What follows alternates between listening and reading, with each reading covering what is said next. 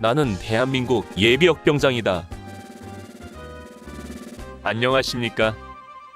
1980년대 모공시절 군대 이야기를 나누는 예비역병장입니다. 오늘도 저의 옛날 군대 이야기와 함께 추억여행 떠나시지요. 나의 일병시절 36번째 이야기. 6번 교육사열 160km 대행군. 6. 끝없는 길. 우리는 신남에서 아스팔트 포장된 2차로 국도를 만나 우측 방향으로 홍천 방면을 향해 행군을 계속했습니다. 물은 계속 귀했습니다. 비록 야간이었지만 6월의 행군은 물을 마시는 족족 땀으로 배출해버렸고 이내 타는 목마름이 시작되었습니다. 그래서 모두들 물을 찾았으나 물을 뜰 만한 곳이 없었습니다.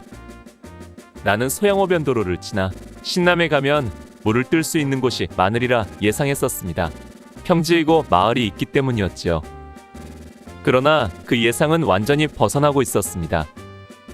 도로변의 집들은 대문을 모두 꼭꼭 잠근 채 깊은 잠에 빠져 있었고 평소에 강원도 마을마다 흔히 볼 수 있던 마을 공동우물 하나도 짙은 어둠 속에서 찾을 수 없었습니다. 우리들의 온 신경은 어디서 물소리가 나는가에 쏠려 있었고 꼭 졸졸거리는 물소리가 들리면 우르르 달려가곤 했습니다. 신남을 지나서 홍천 방면으로 길을 가다 보니 마을을 지나면서부터 길 좌우편이 모두 논이었습니다. 그 논에서 떨어지는 물소리들이 우리를 유혹했지만 차마 논물을 먹을 수는 없었습니다. 혹 농약을 뿌렸을지도 모르기 때문입니다. 작은 개울이라도 만나지 않을까 기대감을 가지고 계속 갔지만 우리들의 기대와는 달리 논들만 계속 이어지고 있었습니다. 1시간여를 목마름을 참으며 버티고 갔지만 결국은 도저히 참을 수 없어서 조울쫄거리는 논물을 수통에 담았습니다. 거의 한 수통이나 되는 물을 쭉 들이켜고 나니 시원하고 짜릿한 물맛이 온몸에 퍼졌습니다. 세상에 이렇게 맛 좋은 물이 또 있을까? 이제까지 목마른 것을 참으며 그대로 지나쳐온 수많은 논물들이 아깝기만 했습니다. 이후로 우리들은 논물이든 산골물이든 물소리만 나면 가리지 않고 마구 떠마셨고 어느 때는 입에서 논 흙냄새가 풀풀 나기도 했습니다. 그러나 극심한 목마름은 그 어느 것도 가려 마실 수 없었습니다. 신남을 지나서부터는 도로가 포장도로였습니다. 이제까지 지나온 비포장도로보다 포장된 도로를 행군하려니 더 힘들고 고통스러웠습니다. 물집이 생긴 발바닥이 불에 댄 듯 화끈거리고 아픈 강도가 훨씬 더했습니다.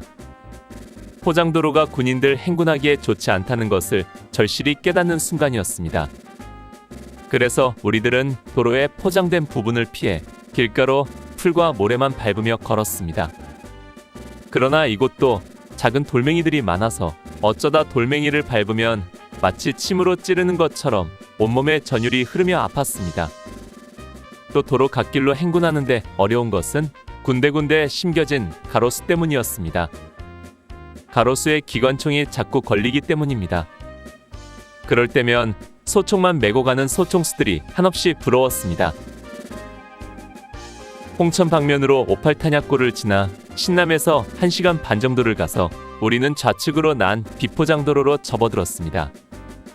마을 이름이 어론이었고 길 한편에 홍천 108km라고 쓰인 표지판이 서 있었습니다. 아마 홍천으로 돌아서 가는 또 다른 길인 것 같았습니다. 우리는 이 길을 따라 다시 하염없이 걷기 시작했습니다. 흘러간 옛가요. 나그네 서름이라는 노래의 가사.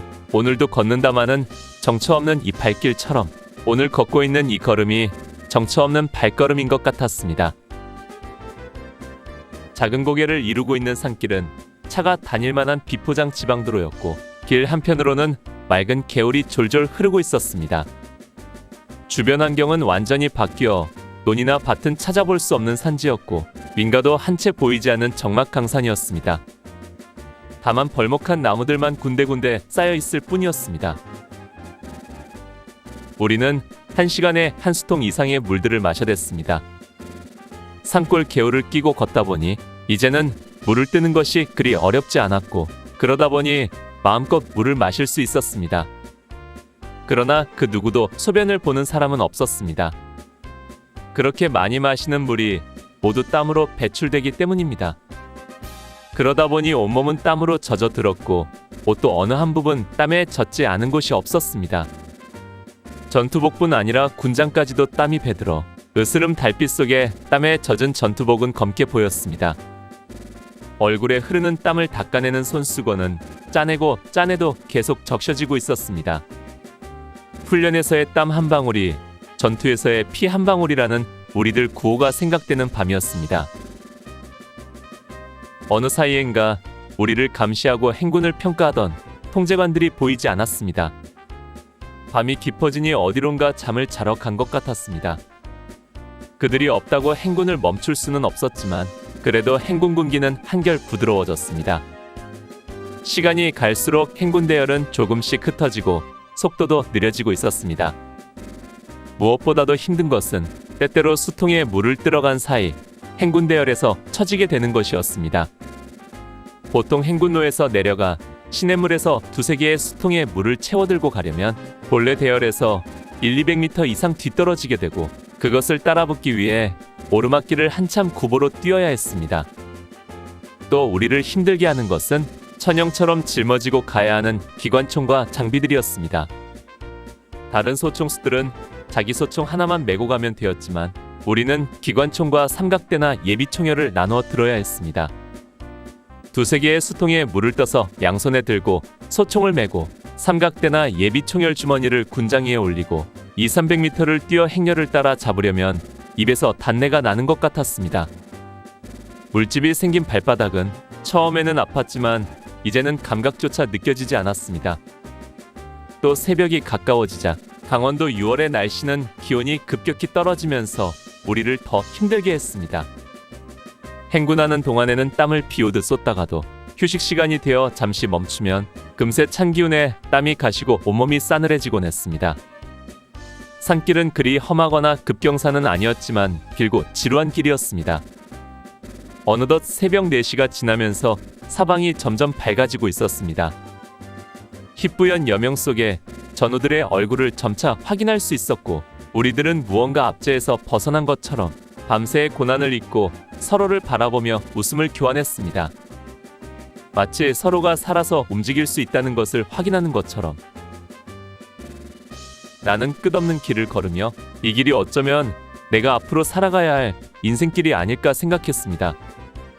굴곡도 있고 오르막도 있고 조금은 순탄한 내리막길도 있듯이 그리고 때로는 목마름과 원치 않는 질고와 고통의 시간도 있을 것이며 작은 기쁨에 환호할 때도 있고 마침내 목표한 것을 이룰 때의 환희도 있을 것입니다. 오늘 추억여행에 함께 해주셔서 감사합니다. 다음 이야기를 기대해 주시고 구독과 좋아요 부탁드립니다. 당100